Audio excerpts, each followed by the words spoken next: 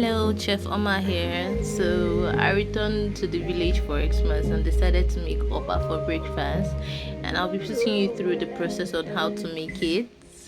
I started by mixing my grounded Okpa with red oil till it turns properly red. Make sure every bit of it is red. You mix so thoroughly, and then those lumpy parts you press them down to be sure that they are not white inside.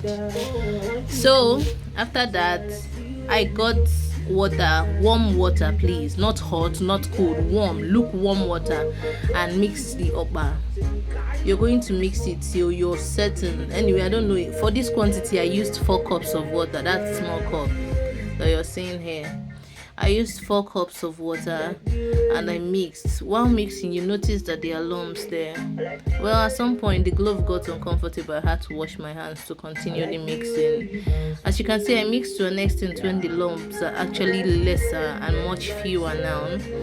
And then I used a process to remove the lumps from the liquid and smooth parts, which is using a sieve with tiny holes to separate the smooth liquid parts from the lumpy parts. And then I mixed the lumpy parts and break them down to be smooth and added it back to the bath to mix and add the necessary ingredients for the Okpa. Well, as you can see now, I'm in my village kitchen. Well, I didn't remember to mention that I had assistance from my sisters. Probably maybe I'll add them at the end of the video or not. So after that, I'll use my hand to make sure that it's smooth, which is showing that it's smooth, and then I added my salt and I mixed it. Remember not to add too much salt, if not you'll regret it.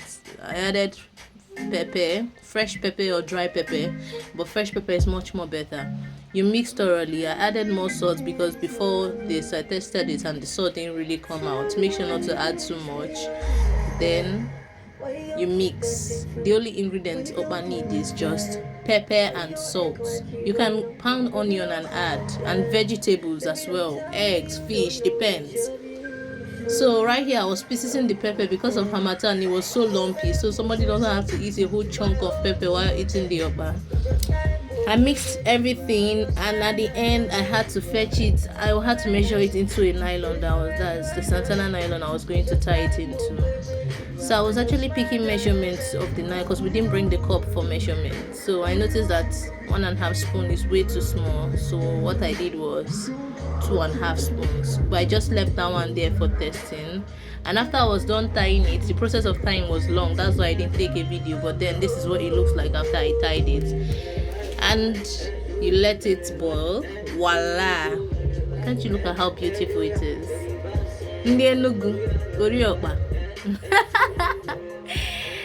And this is a sample, the first one that I left to actually taste for testing. And look at how beautiful it's looking. So smooth and sleek. Damn!